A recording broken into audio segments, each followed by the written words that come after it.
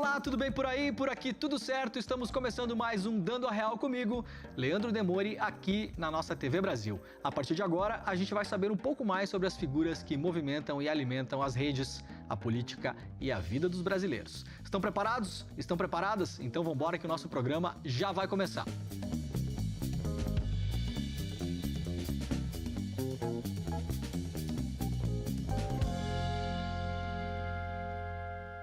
Ele se tornou um dos intelectuais mais viralizados do Brasil, fazendo análises brilhantes sobre a extrema-direita. É uma das vozes mais atuantes na discussão sobre a guerra cultural no Brasil e também no mundo. Os seus estudos transitam entre Machado de Assis, Shakespeare e a teoria mimética. A gente já vai saber sobre isso, utilizando, claro, essa base para analisar as transformações do debate público.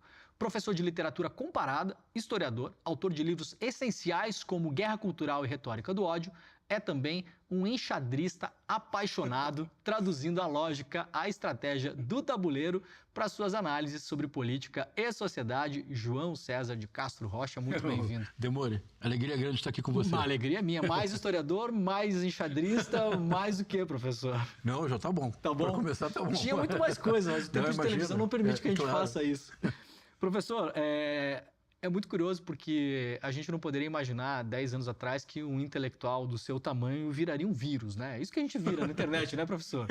O senhor tá assim, muita gente acompanhando o que o senhor fala e muitas entrevistas também que o senhor vem dando, muita análise, mas a minha primeira curiosidade é como que se pula de Machado de Assis para a extrema-direita. Quer dizer, isso foi um salto no escuro, foi uma necessidade dos tempos, é voluntário? O que aconteceu? De Machado ao Olavo. De Machado de Assis ao Olavo de Carvalho. Tivemos um downgrade aí, né? Agora fiquei até desanimado. Professor. Vamos lá.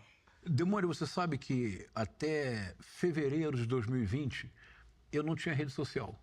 Não? Eu não tinha Twitter na época, não tinha X, Instagram não tinha...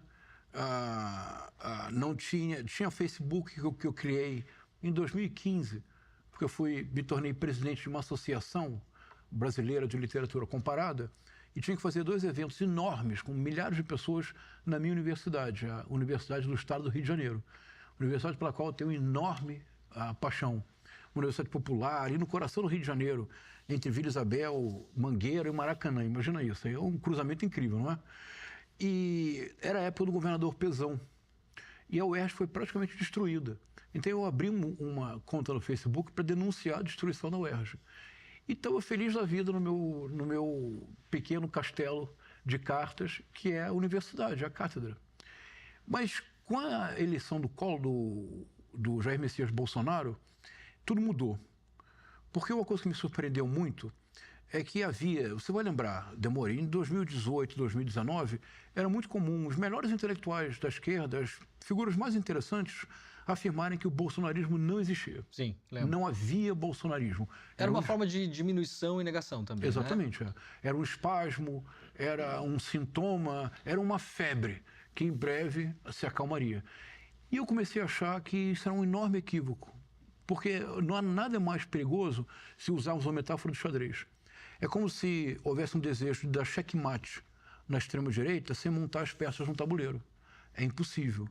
Então eu comecei a recordar alguns textos com os quais eu havia trabalhado quando estudante de história e trabalhando em arquivo. E alguns textos me pareceram fundamentais para dar conta da mentalidade bolsonarista. Então eu vim para as redes sociais em fevereiro de 2020, olha só, imagina isso, já velhinho, né? Em fevereiro de 2020, para dizer para as pessoas, olha, calma, o bolsonarismo existe sim, tem uma lógica própria, é uma lógica de uma coerência férrea, característica de estados paranoicos.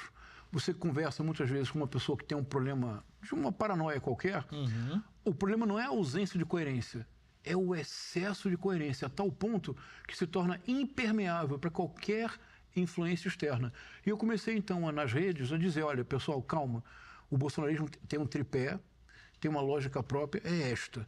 E a partir daí o diálogo começou. Eu vou entrar nisso, eu tenho uma pergunta sobre isso. Justamente eu ia fazer essa distinção, está pronta aqui a pergunta, se justamente é um sintoma de algo que a sociedade já vinha conduzindo, se a gente tem personagens semelhantes na nossa história, ou se criou-se algo novo ali. E vou querer saber desse tripé, eu vou deixar a pergunta pendurada. Mas antes eu quero começar um pouquinho do começo, professor, para a gente botar a bola no chão aqui. Primeiro, o que a gente entende como extrema-direita hoje é diferente do que a gente entendia como extrema-direita, por exemplo, nos anos 20 na Itália, com os camisas negras, com Mussolini. É igual? Se é diferente, o que é diferente? Se a gente pode fazer as comparações, onde há os pontos de contato, onde não há os pontos de contato? Primeiro, eu queria entender isso. Então vamos lá. Essa pergunta é bem importante, né, Mori? Há pontos de contato, sim. Tá. E a comparação é perfeitamente legítima. Por exemplo... Não é um exagero. Não, de jeito nenhum. É perfeitamente legítima a comparação. O nazifascismo não teria tido a força que teve se eles não tivessem compreendido a importância fundamental de dois meios de comunicação que se tornaram decisivos na passagem do século XIX para o século XX. De um lado o rádio, de outro lado o cinema. A tal ponto que, em 1936, o Walter Benjamin publicou um texto que nas faculdades de comunicação todos leram, você certamente leu, que é a obra de arte na época da sua reprodutibilidade mecânica ou técnica, dependendo da tradução. Perfeito. Todo mundo leu assim. Qual é o argumento do Walter Benjamin? O argumento direto que todos se recordam é que houve um momento, antes da divulgação de obras em gravuras, houve um momento que, para ver uma obra, você precisava se deslocar ao espaço na qual a obra estava, e esse simples deslocamento gerava uma ansiedade, gerava uma tensão, que quando você via a obra, era uma epifania. Memórias do Goethe na sua viagem para a Itália. Tem um momento que ele trata da chegada dele em Veneza. Então ele escreve assim, Veneza. Muito antes de chegar, Veneza era mais do que um nome para mim. Claro, era isso, era uma aura. Era a ideia de que apenas lá ele teria determinadas experiências. Certo. Eu estava, por acaso, professor, muito rapidamente, ouvindo um podcast ontem de um historiador italiano chamado Alessandro Barbero, que é um grande contador de histórias, e ele estava descrevendo a Quarta Cruzada, quando os cruzados partem principalmente da França e da Alemanha, e eles fazem um acordo com o Doge de Veneza, porque eles não queriam ir a pé. Tinham muitos nobres, eles queriam ir de barco. Então eles compram passagens, o Doge de Veneza constrói muitos barcos e os levaria para lá, só que antes eles tinham que passar em Constantinopla. Então, nesses dois lugares, tanto quando chegam em Veneza quanto quando chegam em Constantinopla, são duas epifanias. Vários relatos ali dizendo, impressionados com Veneza, ninguém entendia o que estava acontecendo. Era uma coisa que nunca ninguém tinha visto uma foto de Veneza, exatamente, né? A gente está falando do século XII, século XIII, né? Claro, é isso. Então, esse é o ponto do ensaio que a gente sempre se refere. A perda da aura. Seria a modernidade e a divulgação das gravuras. Perfeito. Mas esse não é o ponto mais importante do ensaio. O ponto mais importante do ensaio é que o Walter Benjamin escreveu este ensaio num contexto em que houve uma série de congressos de intelectuais para combater o nazifascismo. Eram congressos mesmo internacionais. Houve um importantíssimo em 1934, vários congressos. E surgiu hipóteses, como fazer para combater o nazifascismo. A hipótese do Walter Benjamin foi deixada de lado, não foi levada a sério. A hipótese do Benjamin é que a esquerda precisava se apropriar dos meios de comunicação utilizados pelo nazifascismo para seduzir as massas. Ele cria uma série de conceitos fascinantes, por exemplo, o inconsciente ótico. E ele tem uma ideia básica, a ideia dele é a seguinte, isso é fundamental, ele diz assim, o fascismo estetizou a política. Nós precisamos politizar a estética. Vamos parar aqui um pouquinho, demorou? Posso? Posso seguir? Vai embora. Então vamos lá, vamos aqui pensar juntos. Isso é tão importante para o mundo contemporâneo. Se nós entendermos de fato o que o Benjamin está propondo, nós encontramos um caminho para trilhar. O que significa estetizar a política? É o que a extrema-direita de hoje aprendeu com a extrema-direita dos anos 20 e 30. Estetizar a política significa tornar a política o campo das sensações. A palavra estética vem do grego estesein, que quer dizer perceber. Mas perceber pelos 5 sentidos. Então, a estética é sempre quando os seus sentidos são impactados de uma maneira muito forte. A visão, a audição, o paladar, o tato, não importa. Tanto que a gastronomia é uma arte. Sim. Você pode ter um impacto profundo experimentando uma comida qualquer. Então, estetizar a política quer dizer tornar o espaço público um espaço dos afetos, das sensações. Mas são os afetos tristes. O ódio, o ressentimento, a inveja, o desejo de destruir tudo aquilo que não seja espelho. A estetização da política. É isso que a extrema-direita faz. A extrema-direita estetiza a política. E a contemporânea faz diferente, mas é básico. Tá. O que seria politizar a estética? É o que nós estamos fazendo aqui agora. politizar a estética significa, nesse mundo das sensações, que não é em nada desprezível, pelo contrário, é fundamental, faz parte essencial do que nós somos. Mas politizar quer dizer trazer esse mundo para o campo da discussão da polis.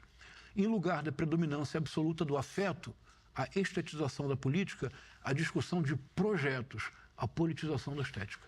Isso está meio fora de moda também, né, professor? Mas eu espero que volte. As pessoas reagem pouco hoje com o espaço da discussão, quer dizer, isso tudo foi implodido também. É isso. Também pela dinâmica das redes, a gente sabe como funciona, né? A gente tem os grandes magnatas aí que controlam o fluxo de informações no mundo todo e o sentimento que é prevalecente no chamado engajamento é o sentimento do ódio, da raiva, da angústia, né? As pessoas engajam muito mais. O medo, que é dominante, medo também. Né? Agora, existe uma cadeia global organizada ou é cada um meio por si? O que eu quero dizer assim, o Matteo Salvini, a Giorgia Meloni, o Viktor Orbán, a família Le Pen, o cara lá da Inglaterra, lá, como é que é o nome do cara da extrema-direita lá também?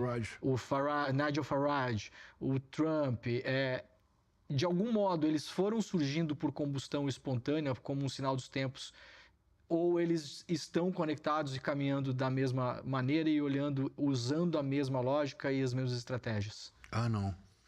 Com certeza existe um ponto comum. Então, primeira coisa, vamos lá então. Precisamos politizar a estética. Tá. Voltar a discutir projetos na polis. Perfeito. O que a extrema-direita hoje em dia faz, que é um pouco diverso do que fazia nos anos 20 e 30, é que a extrema-direita radicalizou, de um lado, a estetização da política e pode fazê-lo porque hoje, Leandro, olha, você está com... Isso aqui, isso é um Kindle? É, um tablet. Você está com um tablet na sua mão. Pela primeira vez na história do Homo sapiens, nós dispomos de um meio de comunicação que literalmente se tornou uma espécie de extensão do nosso corpo, como dizia o McLuhan, literalmente. Nós, antes de dormir, vemos o celular, ao acordar, verificamos as mensagens e 24 horas por dia nós estamos conectados. Nós não fomos preparados, do ponto de vista neurológico, nós não fomos preparados para isso. Isso produz um esgotamento permanente, que é nesse esgotamento e nesse caos que a extrema-direita viceja hoje, de maneira muito poderosa no mundo inteiro. Isso, e evidentemente, há entre esses líderes, não necessariamente um acordo formal, claro, mas há um conjunto de práticas que são compartilhadas. Por exemplo, vejamos, o grande modelo hoje é o primeiro-ministro da Hungria, o Viktor Orbán. Ele é um grande modelo porque ele é um modelo de uma derrota transformada numa espécie de vitória permanente. Como assim? Ele foi eleito primeiro-ministro na Hungria em 1998. Tá. Era o mais jovem da União Europeia. Tinha 35 anos. Em 2002, ele perdeu a reeleição. Foi uma surpresa, ninguém esperava. E para ele foi um choque. 4 anos depois, ele voltou a perder para o mesmo partido, o Partido Socialista Húngaro. Com a crise em 2008, isso é bem importante, porque a crise financeira e a crise do mercado imobiliário nos Estados Unidos em 2008, que produziu uma crise mundial, sem essa crise a extrema-direita não teria avançado tão rapidamente como avançou. Porque essa crise produziu algo que é bastante importante que se reconheça. Essa crise deixou claro para os mais vulneráveis que eles são absolutamente dispensáveis para o sistema e mesmo para certa esquerda. Digamos, uma esquerda que esqueceu que a luta de classes continua presente e muito forte. Assim, nota ao pé de página, no Brasil, a luta de classes hoje é conduzida diariamente pela Faria Lima. Diariamente a Faria Lima tem um processo constante de luta de classes. É uma parte da esquerda que esqueceu. A Faria Lima sabe que a luta de classes não acabou, né? Não acabou. É claro. Por isso a Faria Lima, há 3 anos, sistematicamente erra a previsão da inflação, que ela sempre joga para cima, e a previsão do crescimento do PIB, que sempre joga para baixo. Mas quando você erra 3 anos da mesma forma, não é um erro, é um projeto. Claro. Então ele sabe. Então, e você pode ver isso de maneira muito concreta, como que esse modelo do Orbán tenta ser seguido em todos os países. Qual é o modelo do Orbán? A crise de 2008, ele volta em 2010. Em primeiro lugar, há um adversário principal e um outro adversário quase tão importante quanto. Qual é o adversário principal? O judiciário. No mundo inteiro. Porque o judiciário, no mundo inteiro, no mundo moderno, nas democracias modernas, a função do judiciário é ser a salvaguarda da Constituição, a função das Supremas Cortes. O que é que um tirano não pode aceitar? Limite para o seu poder. Quem impõe o limite? O judiciário. O que fez o Viktor Orbán? Assumiu, aposentou os juízes da Suprema Corte, nomeou juízes favoráveis às suas decisões e está no poder de 2010 a hoje. São 15 anos de poder. Ainda que ele perca uma eleição, o Fidesz continuará sendo o partido mais importante. Por quê? Porque dentro das mudanças que ele fez, ele mudou a legislação eleitoral da Hungria. Ele mudou a forma, o coeficiente de contagem de votos na Hungria, de modo que o partido dele, ainda que ele perca nominalmente, o partido mantém vantagem. Esse modelo é seguido, está sendo seguido agora pelo Donald Trump, é o modelo que o Bolsonaro pretendia impor, é o modelo do Javier Milei na Argentina. É muito concreto, é o modelo do Nayib Bukele em El Salvador. Nome, aliás, que deve exigir nossa atenção. O Bukele será um nome muito importante ano que vem, em 2026, para a extrema-direita brasileira. Tá. Já está se tornando. Então, esse é o caldo no qual estamos. Como é que nós podemos ver que, de fato, existe uma articulação? De um lado, que é a área na qual eu trabalho, uma articulação discursiva. Por exemplo, Demore, se os que nos estão assistindo agora, depois, se tiverem interesse, se colocarem lá no YouTube assim, Ben Shapiro, que é um líder da extrema-direita norte-americana. Tá. Axel Kaiser, que é um representante da extrema-direita chilena. Glória Álvarez, representante da extrema-direita na Guatemala. Javier Milei, antes de ele ser presidente. Tá. Encontrará, quem fizer isso encontrará os mesmos discursos, com as mesmas figuras de linguagem. É uma retórica própria, é o que eu chamo de retórica do ódio. Ela é extraordinariamente eficiente, ela tem um efeito, que o efeito produzido é tosco, mas a produção desse efeito é muito sofisticada. É isso que nós enfrentamos hoje em dia. Não foi por acaso, então, que a Giorgia Meloni, na última eleição, ela usou justamente o slogan Dio, Pátria e Família. Quer dizer, que na verdade era um slogan usado pelo Mussolini. Isso aqui é uma informação, não estou nem, né? Claro. As pessoas às vezes há um exagero na comparação. Não. Gente, eu estou dando uma informação histórica. O Mussolini usava o slogan Deus, Pátria, Família. Claro. Bolsonaro usou o slogan Deus, Pátria, Família. Salazar usou em Portugal. Salazar usou em Portugal, Meloni está usando agora. Então, isso é uma escolha consciente, né? É consciente. É a tentativa da criação de uma ideia de que existe uma ameaça na pauta dos costumes. Isso é muito importante. Nós precisamos nos perguntar, Demore, por que é que a extrema-direita insiste tanto na pauta dos costumes? E, às vezes, de uma forma que para nós é quase caricata. Isso é bem importante compreender, porque aí você compreende a retórica do ódio, que é uma produção. E é uma produção que tem um caráter bem interessante. É assim, há uma produção que é própria da extrema-direita. A produção própria da extrema-direita consiste em inventar inimigos imaginários o tempo todo. Porque somente inventando inimigos imaginários você mantém a massa permanentemente unida contra este adversário. Então essa é uma característica da extrema-direita. Mas há algo na extrema-direita que é muito inquietante. É que a extrema-direita, ela viceja no mundo contemporâneo porque ela possui afinidades estruturais não planejadas, mas por isso mesmo ainda mais fortes com o universo digital. É como se o universo digital e a extrema-direita fossem irmãs gêmeas. O que uma faz, a outra potencializa. O que uma pensa, a outra realiza. Posso dar 2 exemplos nisso? Eu acho bem importante. Vamos lá. Você concordaria se eu dissesse que a operação do algoritmo é indispensável para a existência do universo digital?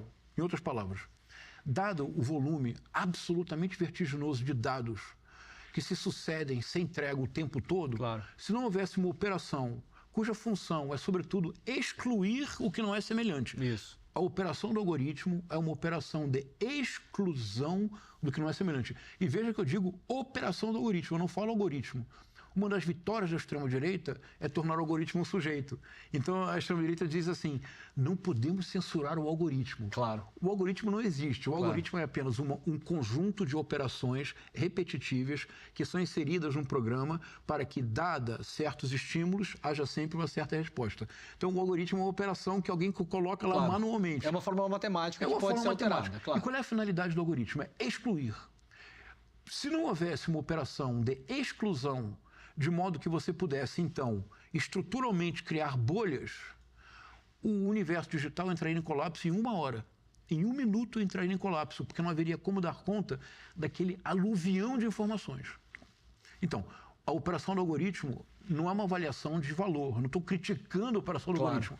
Ela é intrínseca à natureza do universo digital. Se é assim, isso quer dizer, então, que a criação de bolhas é estrutural à própria dinâmica do universo digital. Segundo problema do universo digital. Mesmo criando bolhas, a quantidade de ofertas é sobre-humana. Nenhum de nós pode dar conta daquela quantidade de ofertas.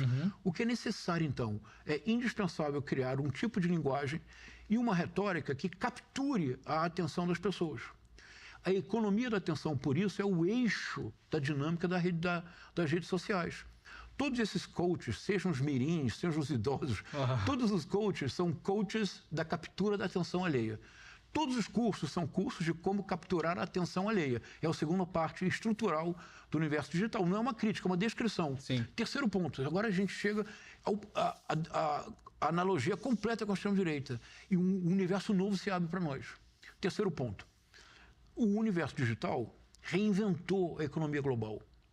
Hoje é impossível pensar na economia global sem a economia digital, não é verdade? Sim. Mas há 30 anos atrás não existia economia digital como hoje. Hoje a economia digital é o eixo de boa parte das economias mundiais. As maiores fortunas do mundo hoje são associadas de uma forma ou de outra à economia digital. Agora vamos fazer a ponte com a extrema-direita? Olha que impressionante, Damori. Quando isso me ocorreu, eu disse, meu Deus, isso é pior do que a gente pensa. Foi a mesma sensação que eu tive quando eu imaginei que havia compreendido o que era o bolsonarismo. Veja, a extrema-direita é a transferência da operação do algoritmo para a política. Porque a extrema-direita não tem adversário. Não há polarização. Isso é um equívoco nosso. Não existe polarização para a extrema-direita. A polarização é o elan vital. Sem polarização não há vida. Você se alimenta bem, você digere. Depois do dia vem a noite. Lá no Gênesis, Deus fez a luz e viu que era bom. Tem os peixes do mar, as aves do céu. Todas as cosmologias conhecidas funcionam a partir de estruturas binárias. Alto, baixo, céu, mar. A polarização é o elan vital.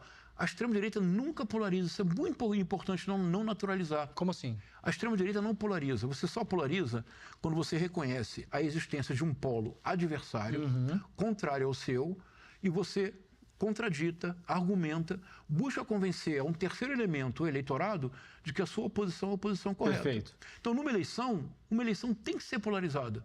Eu tenho que dizer, olha, eu tenho que dizer para o eleitorado, na minha concepção, eu, que sou da esquerda democrática, já sou velhinho, continuo sendo da esquerda democrática, vou morrer assim, eu considero que uma opção de esquerda democrática é a solução para uma sociedade mais justa e fraterna. Se você é de direita ou liberal, nenhum problema. Você precisa convencer o eleitorado de que a sua posição, que é oposta à minha, é a mais condizente para o desenvolvimento. Perfeito. A extrema-direita não polariza. A extrema-direita procura eliminar o outro. Por isso é bem importante. Por isso a extrema-direita fala em guerra cultural. Antes da extrema-direita, nós nunca nos tínhamos referido à guerra cultural como eles se referem. Nós falávamos em disputa de hegemonia, luta ideológica, a guerra, porque quando eu falo em disputa de hegemonia ou luta ideológica, claro, está implícito que há vozes dissonantes, que sempre haverá. E que são espaços a se ocupar transitoriamente, né? Você pode ocupar agora e não ocupar esse espaço amanhã. Porque amanhã o polo contrário pode convencer a sociedade que essa opção é melhor. Claro. Guerra cultural. Quando você está na guerra, a lógica da guerra, legitimamente numa guerra, a lógica da guerra é, em linguagem militar, a neutralização do inimigo. Isto é o seu desaparecimento. Então, a extrema-direita ela quer que nós desapareçamos. A extrema-direita quer, de fato, excluir. Ou seja, a extrema-direita significa a transferência para o universo político da operação do algoritmo. 2. Leandro, qual é a linguagem da extrema-direita? A extrema-direita é a transferência para a política das regras básicas da economia da atenção. Por que o Pablo Marçal obteve esse êxito todo que ele obteve? E eu fiz várias análises mostrando isso. Porque o Pablo Marçal significou o maior risco para a democracia brasileira. A tentativa de colonizar a política pela economia da atenção. Qual é a diferença? É que na política você precisa ter adversários. Pessoas que pensam de forma antagônica. Porque você precisa negociar, você precisa fazer concessões. Perfeito. Você precisa ter projetos. Na economia da atenção, basta o afeto. Último ponto. A extrema-direita significa a monetização de todas as esferas da atividade política. Todas. Desde o alto até o baixo, do topo até a base, a extrema-direita é a monetização da política. Um deputado federal como Nicolas Ferreira oferece cursos, ele tem um curso. Eu, obviamente, assisti o curso. É o meu tributo. A sua área de estudo. É o meu tributo ao serviço público brasileiro. O curso se chama o curso da Caixa Preta de como vencer a eleição sem dinheiro. E se você se torna um membro, você não vai acreditar no que eu vou dizer agora. Se você se torna um membro VIP, Gold, Diamond, o que você quiser, se você se torna um membro especial do curso, ele promete acesso aos bastidores do meu mandato no Legislativo. Ou seja, o eleitor, no geral, se não tem dinheiro, não tem acesso a um cargo que a gente está pagando para que ele nos dê acesso. Ele está monetizando o cargo. Isso, está monetizando a cadeira. Monetizando a cadeira. Então, a extrema-direita é esse processo de monetização constante. Então, o surpreendente, então, isso ajuda a entender por que é um movimento transnacional. É porque a extrema-direita, em alguma medida, é a potencialização de aspectos que são estruturalmente associados ao universo digital. Agora, é assustador. É assustador. O mais impressionante para mim, professor, a gente já conversou muitas vezes, e eu vi já muitas entrevistas suas também, é o seguinte. Quando o senhor fala, por exemplo, que é a monetização absoluta de todos os espaços, né? O ex-presidente Jair Bolsonaro, a situação dele, ela é... Eu não vou falar grave porque é um termo médico que eu não tenho autorização para usar, mas ela não é simples. Um problema de saúde decorrente da facada. É uma situação difícil. Pela característica da operação que ele fez, ele encontra espaço nesse meio tempo para fazer uma live na internet para vender capacete. É inacreditável. E aí, professor, não só inacreditável, como você falou antes, é uma coisa que a nós até parece caricata e até quase idiota, eu não sei nem achar a palavra. A minha pergunta é o seguinte, por que isso não indigna as pessoas? A sensação que eu tinha, eu não sei se eu posso estar com uma falsa memória, mas talvez até uns anos atrás, um político teria vergonha de fazer isso. Ou teria certos pudores, né? Ou isso seria muito criticado pela sociedade. Hoje isso é aplaudido por milhões de pessoas. Qual é o mecanismo mental que faz a pessoa assistir aquilo e falar... Pô, que legal, o cara tá na UTI vendendo capacete. Isso que eu não consigo... Pois é, eu tenho uma hipótese, amor. Não tenho certeza nenhuma, eu tenho uma hipótese. Porque isso me surpreende muito também. E uma coisa, se nós formos honestos, tentamos ser intelectualmente honestos.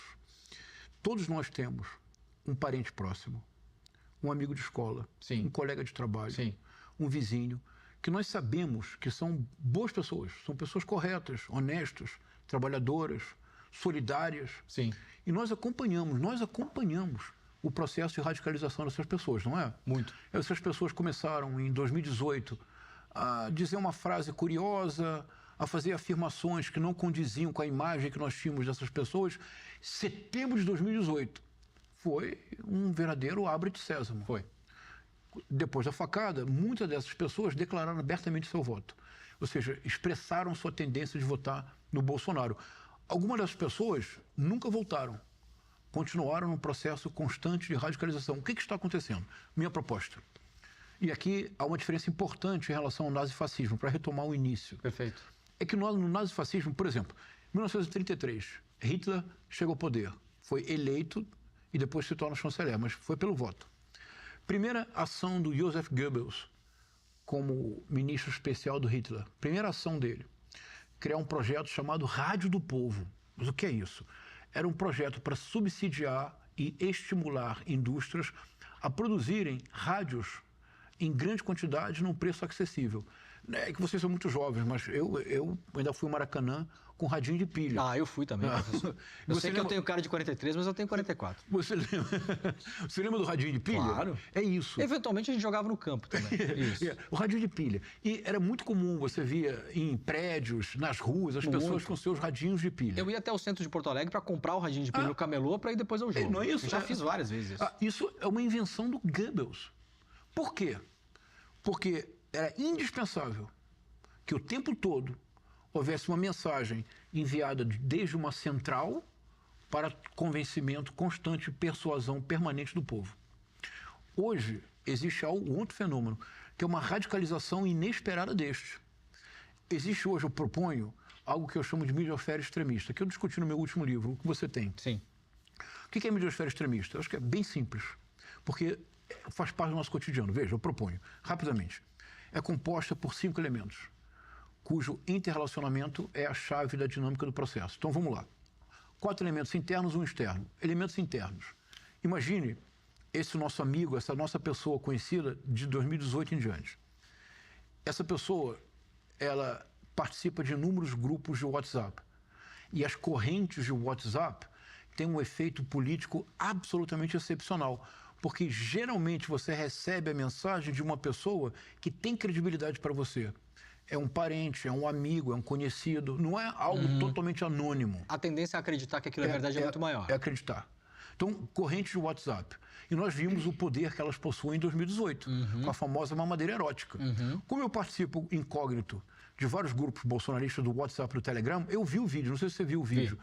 É ridículo o vídeo. Sim. Vem uma professora vestida de uma forma que a professora não se veste, com uma mamadeira cujo bico é um falo, e ela se joga em cima da mesa e literalmente mama aquela. É uma coisa. É inconcebível que alguém possa imaginar que aquilo seja verdade. Pois bem, milhões de pessoas acreditaram. Então, corrente de WhatsApp. 1. 2. Redes sociais. Que até ontem, no mundo inteiro, eram propriedade quase que exclusiva da extrema-direita. Por exemplo, no Brasil, o fenômeno Olavo de Carvalho não teria acontecido com a mesma força e com a mesma proporção se nós não tivéssemos dado conta que quando ele vai para a Virgínia, em 2005, quando em 2006 ele cria um programa de rádio transmitido pelo YouTube, do Too Outspeak, e no ano seguinte cria o curso online de filosofia, o COF, que o Olavo de Carvalho passou aproximadamente 11 anos sem nenhuma espécie de contestação ou de rivalidade nas redes sociais, reinando sozinho. Ele formou centenas de milhares de pessoas. Então, canais de WhatsApp, redes sociais, aplicativos, como, por exemplo, o aplicativo Mano, que tinha como garoto de propaganda Flávio Bolsonaro. Ou, nas horas de melancolia, se você quiser ter um momento de alegria, entre no Facebook, na TV Bolsonaro. São 24 horas por dia, 7 dias por semana de informação sobre o clã. Não, obrigado. Por fim, YouTube. O YouTube é no mundo inteiro, não só no Brasil, é o verdadeiro hub, é um porto de radicalização ideológica. E o importante é que esses 4 elementos estão interconectados. Um vídeo do YouTube vira corte para o WhatsApp, para as redes sociais. O aplicativo é uma espécie de YouTube de nicho. Tá. Esses 4 elementos. Agora imagine uma pessoa que se informa unicamente nesta rede, nessa midiosfera extremista, porque é um pacto que nem Riobaldo faria, o famoso pacto de Riobaldo, céu não diabo. O Riobaldo do Guimarães Rosa não faria esse pacto. O pacto é muito claro. Se você participa dessa rede, você se compromete claramente a só se informar no interior da midiosfera extremista. Você recusa a Globo Lixo, a Foice de São Paulo, o Estado de São Paulo comunista, o ICL, TV Brasil, nem pensar. Sim. Se você, por exemplo, jogar uma matéria da Folha de São Paulo num grupo desse, você vai ser escorraçado. As pessoas não vão acreditar. Basta ser da Folha de São Paulo que já não é verdade. Ou da Globo, ou do CNN, etc, etc. Quinto elemento é o que eu chamo da mídia favorável à monetização fácil. E vamos dar os nomes bons. O golpe de 8 de janeiro de 2023. A radicalização na frente dos quartéis não teria acontecido com a mesma proporção que teve sem o concurso da Rádio Jovem Pan. Sim. E eu posso dizê-lo, porque nesse momento de estudo do bolsonarismo, eu domino a grade da Jovem Pan. Eu conhecia toda a grade da Jovem Pan, todos os programas, todos os comentaristas. Um comentarista, que não é jornalista, é um influencer de extrema-direita, Paulo Figueiredo Filho, disse com todas as palavras da Rádio Jovem Pan que o artigo 142 tinha que ser invocado e, se por acaso houvesse resistência, que o Exército, expressão dele, porque isso não é meu vocabulário, expressão do está gravado, expressão do Paulo Figueiredo Filho, o Exército passará o cerol. Ou seja, mandará todos para a ponta da praia, expressão dele. Sim. Isto é, eliminará. Então, junto esses 5, Leandro, imagina uma pessoa agora, uma pessoa dessa que nós conhecemos, um parente próximo nosso, um amigo de infância, um colega de trabalho que nós sabemos que são pessoas boas. Você é submetido a essa dieta sistemática de desinformação. Ao final de 6 anos, é um outro ser humano. Você não consegue mais conversar. E você não consegue conversar não porque ela não tem argumento, é porque essa pessoa tem argumentos demais. Mas são todos falsos.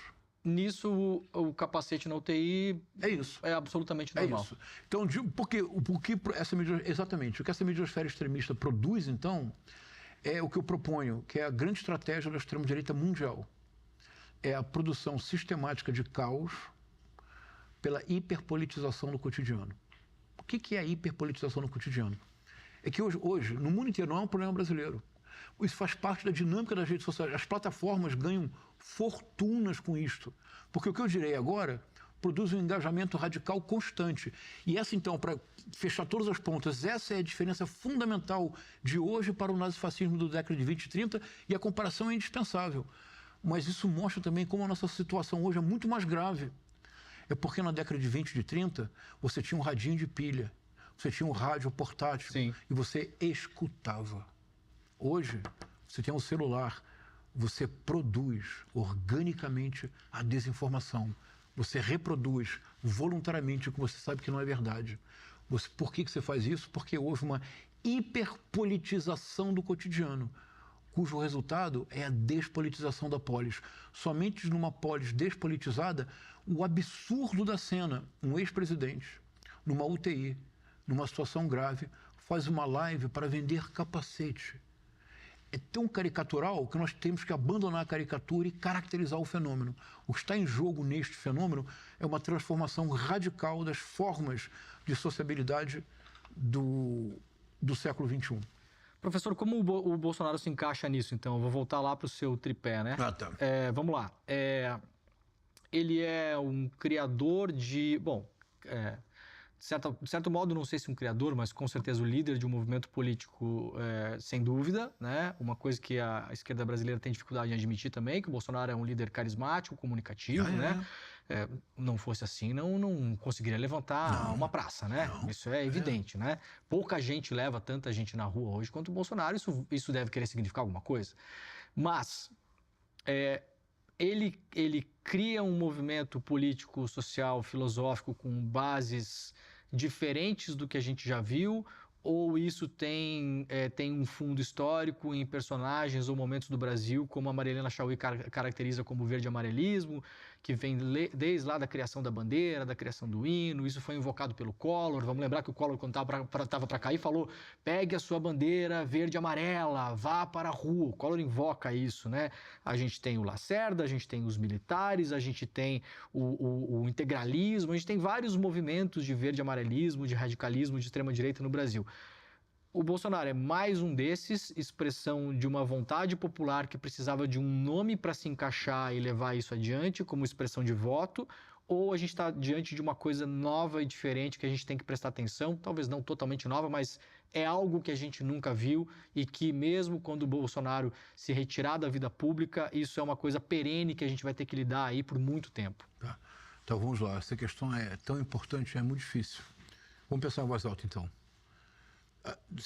Sem dúvida alguma, o Bolsonaro ele é um sintoma de certos problemas da formação social brasileira. E a formação social brasileira foi uma autêntica máquina de exclusão social, em todos os níveis. Eu estava há pouco tempo escutando na casa de amigos um grupo de músicos amadores cantando Morro Velho do Milton Nascimento. Tá. Fiquei tão comovido, Leandro, porque é uma música que eu adoro, mas eu nunca tinha prestado atenção na letra. Na letra da música, a letra conta a história de dois meninos, um preto e um branco. A letra diz, filho de branco e do preto, que são amigos, caçam passarinhos, são crianças e são os melhores amigos. Então ele diz que o orgulhoso camarada viola em lugar da enxada, que é o menino preto, amigo do menino branco, que é filho do dono da fazenda. Há um momento em que a letra diz que ele foi embora estudar, o menino branco. E que no trem ele diz para o amigo, diz, eu vou voltar, espere, eu vou voltar. E a letra diz assim, quando volta já é outro. Volta casado, diz, agora tem nome de doutor e veio para mandar. E o último verso diz assim, então, o camarada já não brinca, mas trabalha. Isso é tão Brasil. Nessa letra, há o Brasil inteiro. Há, de um lado, algo que não existe em outras experiências históricas. Há uma proximidade física muito grande entre o preto e o branco, o pobre e o rico, entre os opostos. Estão fisicamente próximos. A praia é um pouco esse símbolo. A várzea, o campo de futebol de várzea. Sim. É um pouco isso. Ao mesmo tempo, essa proximidade física não se traduz no encurtamento da distância social. Pelo contrário, quanto mais próximo fisicamente, maior permanece a distância. é escandaloso que nós encontramos que hoje no Brasil, a cada semana, a cada 2 semanas, surge uma notícia. Uma família de desembargadores mantinha uma senhora em condição análoga à escravidão. Sim. E quando são confrontados, eles dizem, não, mas ela é praticamente da família. da família. Mas quando o desembargador morrer, ela não vai herdar o apartamento no Leblon. Né? Imagina. Claro, porque ela é praticamente da família, professor, não da família. Então, Isso. o Bolsonaro é um sintoma disto, que você pode então chamar de verde-amarelismo, que seria isto tingido com o nacionalismo ufanista. Alá, porque me ufano do meu país, do conde Afonso Celso. Perfeito. De acordo. Isso é muito importante. Mas há algo mais do que isso. E o que vou pensar em voz alta. O que nós precisamos reconhecer, e o que eu diria agora é um pouco chocante. Eu estou disposto a reconhecer que estou errado, se me provarem. Claro. Na Nova República, ou seja, a redemocratização iniciada em 1985, tem um partido político que é um grande fenômeno, que é o Partido dos Trabalhadores. Criado em 1980, é o maior partido de esquerda do Ocidente. Não existe na história ocidental política moderna um partido que tenha participado de 6 eleições presidenciais, vencido 5, ficado em segundo na que perdeu, isso depois de um processo de demonização que segue. Sim. O antipetismo no Brasil é uma doença. Sim. Doença mesmo. As pessoas salivam de raiva, as pessoas babam de raiva. E o maior líder popular da história do Brasil, o presidente Luiz Inácio Lula da Silva. Agora, eu proponho, e nós precisamos aqui tocar o dedo na ferida e aceitar, eu proponho que o maior fenômeno político individual da Nova República não é o presidente Lula.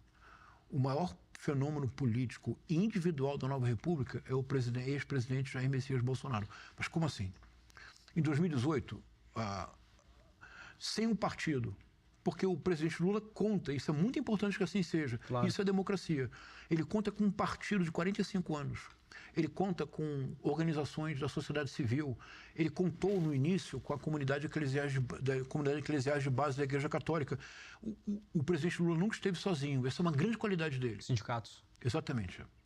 Agora, o presidente Bolsonaro foi eleito presidente da República com mais de 10 milhões de votos à frente do Fernando Haddad, com um partido inexistente, Sim. absolutamente de fachada, sem tempo na televisão, com uma movimentação inédita no Brasil nas redes sociais. Até podemos falar disso depois, se tiver tempo, que foi o microdirecionamento digital, que é inventado pela Cambridge Analytica, pelo Steve Bannon, e é aquela ideia de uma ação comum da extrema-direita transnacional, como estratégia.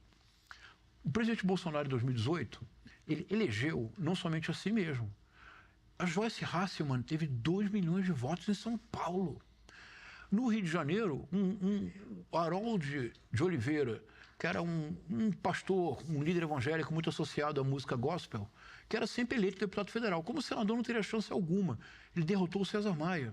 O Wilson Witzel, que tinha 2% de intenção de voto, participações pífias nos debates. Quando ele associou a figura dele permanentemente ao Flávio Bolsonaro, ele foi eleito governador em 2 semanas. Então, em 2018... O Carlos Moisés, em Florianópolis, era um bombeiro militar que fez a inscrição para concorrer à eleição no último dia legal para inscrição, porque o partido não tinha candidato, convenceram ele porque precisava de um candidato e ele venceu a eleição. E era um ninguém e depois virou um ninguém quando brigou com o Bolsonaro. Exatamente. Então, demorei, é difícil dizê-lo, mas o maior fenômeno político individual da Nova República chama-se Jair Messias Bolsonaro. Em 2018, ele produziu um tsunami que não havia sido visto no Brasil. É difícil dizê-lo, mas é muito importante que nós tenhamos a coragem de publicamente dizer isso. Olha, como isso foi possível? Creio, pensando agora em voz, continuando a pensar em voz alta. Aliás, um dos textos que eu mais gosto é um texto pequenininho, é de um autor alemão que eu adoro, é o Heinrich von Kleist, que é um autor incrível, enigmático. Ele tem um texto pequenininho, que ele diz assim, da elaboração gradual das ideias ao falar. Então ele diz assim, há 3 tipos de oradores. Há um orador que é péssimo, é aquele que quando começa a falar sabe exatamente a última palavra do discurso. O orador medíocre razoável é aquele que tem todo o plano estabelecido, mas aqui e ali ele pode alternar. Ele diz... Mas o melhor de todos os oradores, aquele que arrebata as multidões, é aquele que, quando abre a boca, não sabe o que vai falar. E começa a construir vai pensando e pensa em voz alta. Então, o Bolsonaro, em 2018, ele não somente se elegeu, ele elegeu uma miríade de deputados estaduais, federais, senadores e governadores. Você concorda? Claro, muito. Isso não se explica apenas pela história pregressa. Porque a direita no Brasil sempre teve um problema. E muito mais a extrema-direita. O problema é que a direita tinha dinheiro, tinha poder, mas não tinha voto. Durante o período da primeira redemocratização, 1945, 1964, o partido que realmente teve o maior sucesso eleitoral foi o Partido Trabalhista Brasileiro. O João Goulart, quando ministro do Trabalho do Getúlio Vargas, deu um aumento de salário mínimo de 100%, Demore. Coisa de gaúcho, boa, né? 100%. Perdeu o cargo, manteve seu aumento. Consequência, na época, a eleição de presidente e de vice-presidente eram desvinculadas. Ele foi eleito vice-presidente do Juscelino Kubitschek, vice-presidente do Jânio Quadros. O PTB era o grande partido de massas, o partido popular do Brasil entre 45 e 64. Golpe. MDB e Arena, nesse bipartidarismo da ditadura militar, com essa preocupação legalista. Sim. O MDB venceu as eleições. O MDB venceu as mais importantes eleições. Sistematicamente o MDB vencia. Tanto que a ditadura criou várias figuras, o senador biônico, o governador biônico, a ditadura como Viktor Orbán. Aliás, a ditadura militar antecipou o Viktor Orbán em muitas coisas. Por exemplo, o Viktor Orbán aposentou juízes da Suprema Corte. A ditadura militar, em 1965, aumentou o número de juízes do Supremo Tribunal Federal, para ter sempre... Para mudar o balanço. É isso, para sempre ter decisões favoráveis.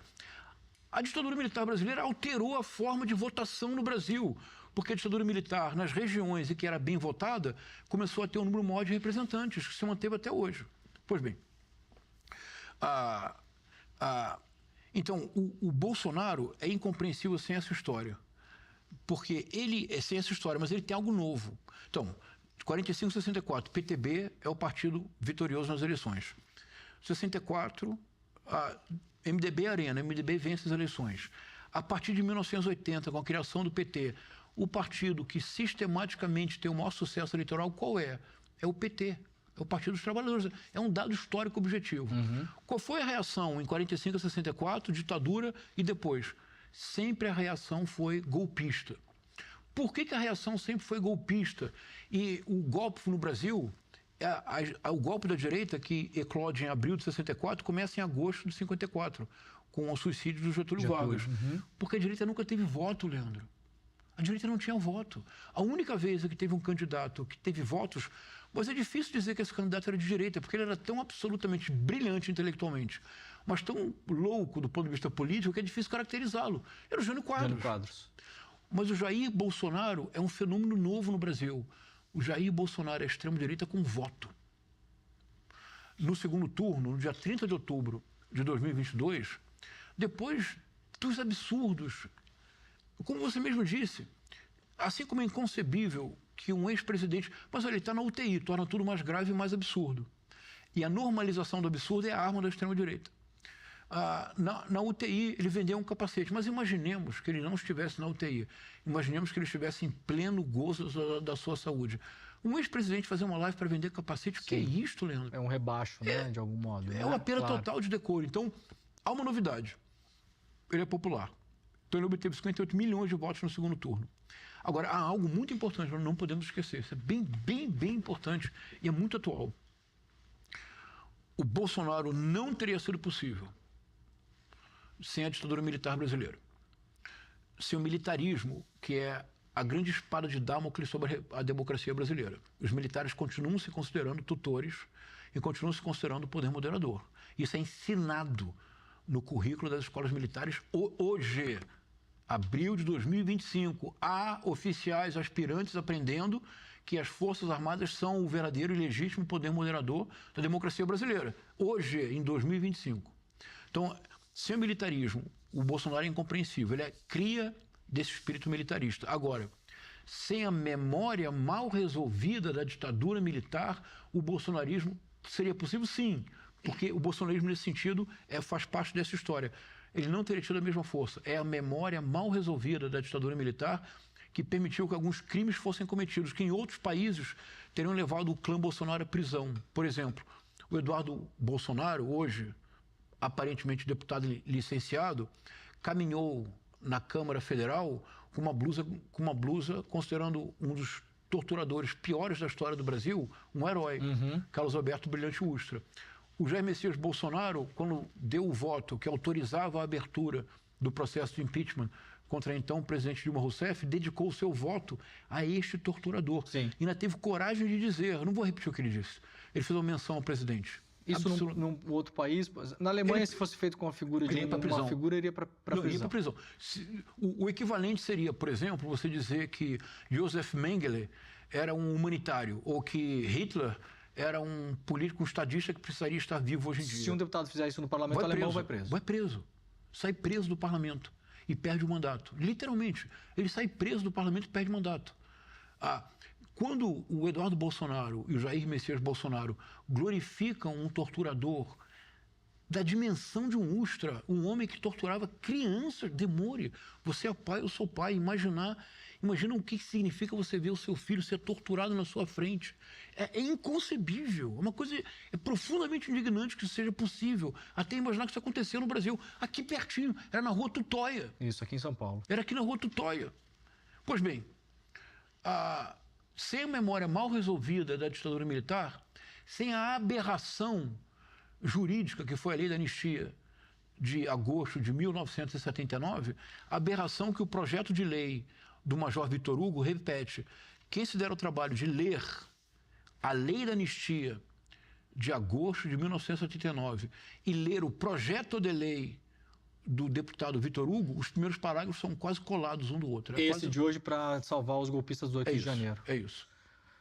Professor, a gente está assim caminhando para o final, eu queria fazer duas perguntas e encaixar uma na outra aqui. Uma delas é, diante desse quadro, já que o Bolsonaro é uma figura que, claro que a gente não pode esquecer que ali já em 18, quando a Faria Lima, a Fiesp, todo mundo vê que não vai ter um candidato mais, entre aspas, moderado da direita, todo mundo também bota dinheiro no Bolsonaro, né? Ele vai, essa gente vai junto com ele, né? O Paulo Guedes era a expressão disso, né? Então a Faria Lima escolhe uma pessoa e fala pro Bolsonaro, esse aqui que é o cara que vai fazer o que a gente precisa lá, né? Privatização, enfim, os negócios a gente faz com esse cara. Se você aceitar isso, a gente vai botar dinheiro e vai apoiar. Mas é um fenômeno, como o senhor descreveu, que é um fenômeno quase individual nesse sentido, isso, né? Primeira pergunta, o bolsonarismo sem Bolsonaro sobrevive? Sim. Como ele se transmuta, ele consegue... Alguém... Tá todo mundo meio brigando por esse espólio agora, que o Bolsonaro está inelegível, então você tem ali o Tarcísio, o Zema, o Ratinho Júnior, o Caiado, até Gustavo Lima apareceu nessa bagunça, né? Porque é uma festa que está todo mundo vendo que tem um monte de voto num pote e o cara não pode mais botar a mão nesse pote, então todo mundo está querendo botar essa mão ali. Esse bolsonarismo sobrevive como uma ideia, como uma filosofia, digamos assim, ou ele se transmuta? Eu sei que é difícil prever o futuro, mas o que o senhor está vendo?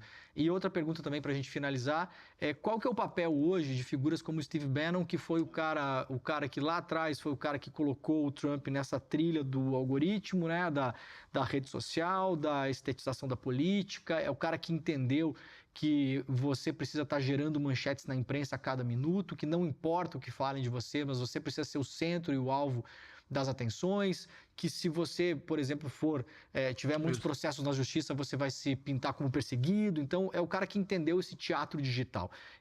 O Steve Bannon hoje tem um papel importante, preponderante ainda, ou a gente está indo para uma fase 2 dessa manipulação para outros lugares e outros nomes que a gente não está conseguindo enxergar ainda? Tá. Então, eu vou tentar ser mais breve para dar tempo. Vamos lá.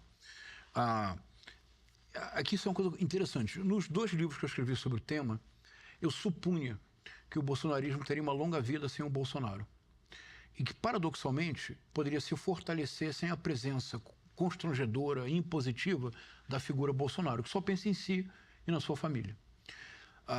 E o carisma messiânico do Bolsonaro tende a se perder porque o verdadeiro líder messiânico, o Antônio Conselheiro, é aquele que sempre está disposto a sacrificar-se para salvar a causa. Bom, esse não é o caso do Bolsonaro. O Bolsonaro está sempre disposto a sacrificar a causa para salvar a própria pele. Isso. Ou sacrificar alguém, né? Exatamente. Isso. Então, isso por si só começa a diluir esse carisma messiânico, como você mesmo disse, nos surpreendeu a todos. Eu nunca imaginei que o Bolsonaro teria essa capacidade carismática de convencer centenas de milhões de pessoas. É muito impressionante. Bom, mas me parece que os últimos movimentos na tentativa desesperada de salvar Bolsonaro, me levam a refazer a minha projeção do cenário. Por que o bolsonarismo está fazendo agora? O que está acontecendo nesse momento? Na tentativa de salvar o Bolsonaro, o movimento bolsonarista, enquanto movimento político de massas, está queimando todas as pontes. E está criando um mal-estar que é incurável com o sistema judiciário e com o sistema político. Não teria havido Bolsonaro sem Lava Jato. O Bolsonaro é um fruto o Bolsonaro foi a convergência inesperada na figura dele da pulsão antissistêmica. Logo ele, que passou a vida inteira se locupletando do dinheiro público e levou toda a família para fazer o mesmo, para tornar o peculato o tema principal dos almoços de domingo na família do Bolsonaro. O tema principal é rachadinha e cheque de Queiroz na conta da Michele Bolsonaro. Mas ele conseguiu ser essa convergência inesperada na figura dele do antissistema. E aí as imagens começam a ser ressignificadas. Por exemplo, você lembra de uma imagem célebre do Bolsonaro discursando sozinho na Câmara Federal? Sim. Era uma imagem que revelava o descolamento da realidade, a irrelevância, a insignificância do Bolsonaro, que era considerado no Congresso brasileiro como um exótico representante do baixo clero. Ninguém levava ele a sério. Depois das jornadas de 2013, na campanha eleitoral de 2018, de maneira muito hábil e inteligente, essa foto foi ressignificada. Antissistema. É isso. Perfeito.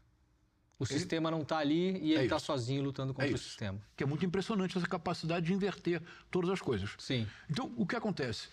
Para salvar o Bolsonaro agora, todas as pontes estão sendo queimadas com o judiciário e com o sistema político. Por exemplo, nada foi menos hábil do que aqui na Avenida Paulista os ataques feitos ao presidente da Câmara, Hugo Mota.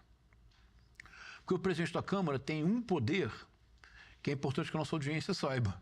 É ele que estabelece a pauta que vai ser votada. Se vai ter CPI, se não vai ter CPI, se abre impeachment, se não abre impeachment, se vota projeto de lei, se não vota projeto de lei.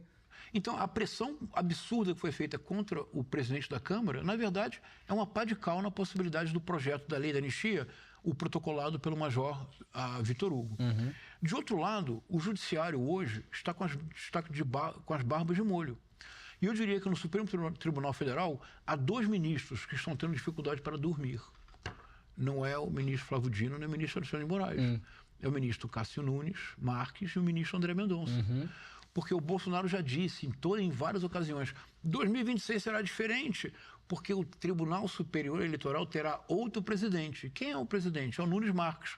E por que ele diz isso? Porque ele apontou o Nunes Marques. O que ele está fazendo, na verdade? Ele está colocando nas costas do Nunes Marques um peso insuportável. De colocá-lo na urna novamente. É isso. Então, o bolsonarismo, na tentativa desesperada de salvar o Bolsonaro, explicitou 2 lados que estavam ocultos. Quais são os 2 lados que estavam ocultos? Que permaneceram ocultos e, para dizer biblicamente, tudo que está oculto será revelado. De um lado, é que o bolsonarismo se transformou no patriotismo na terra estrangeira. O que parecia apenas um gesto inusitado do presidente de bater continência para a bandeira americana. Nunca na história brasileira um presidente havia batido continência para uma outra bandeira. Bater continência para a bandeira americana. Se aproximar do Donald Trump na ONU e dizer I love you.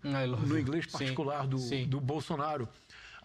E a bancada bolsonarista teria ido a Washington para pedir no Congresso americano sanções econômicas contra o Brasil.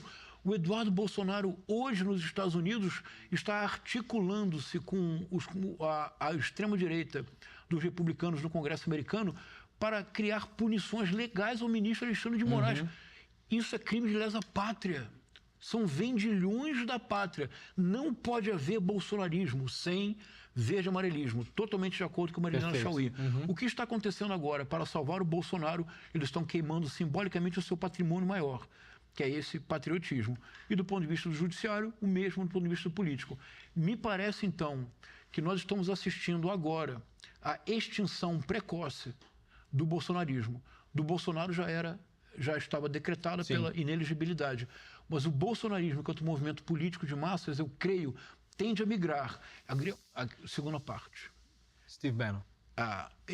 Antes, migrar para onde? Perfeito. Para algo terrível, Leandro, que a gente tem que estar muito atento. E que tem um laboratório no Brasil. Não vai melhorar, então? Não. Vamos lá. É o Estado de São Paulo. Está em curso, no Estado de São Paulo, sob a liderança de um capitão do Exército.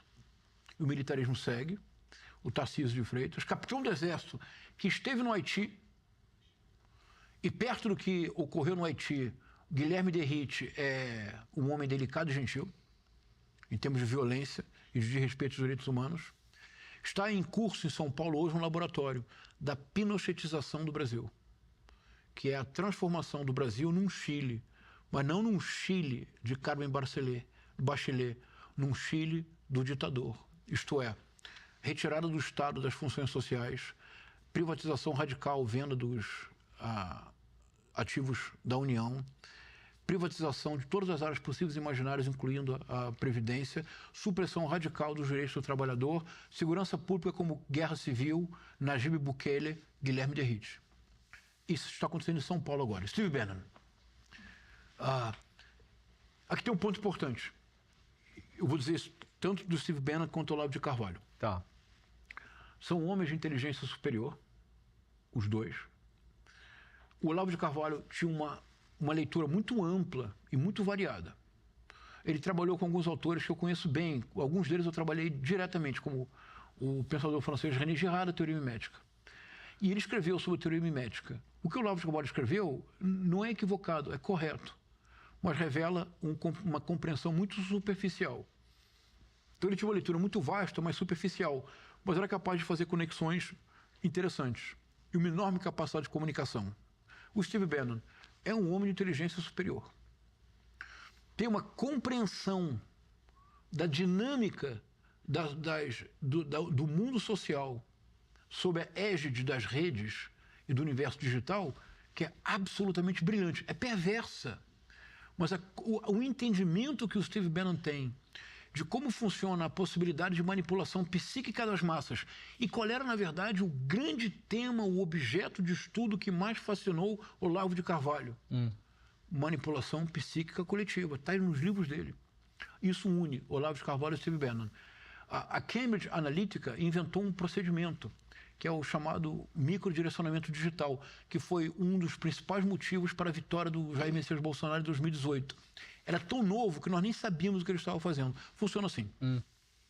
E isso que a extrema-direita faz no mundo inteiro. E, de novo, é aquela ideia de que existe protocolos que a extrema-direita segue. Como é que funciona? Funciona assim.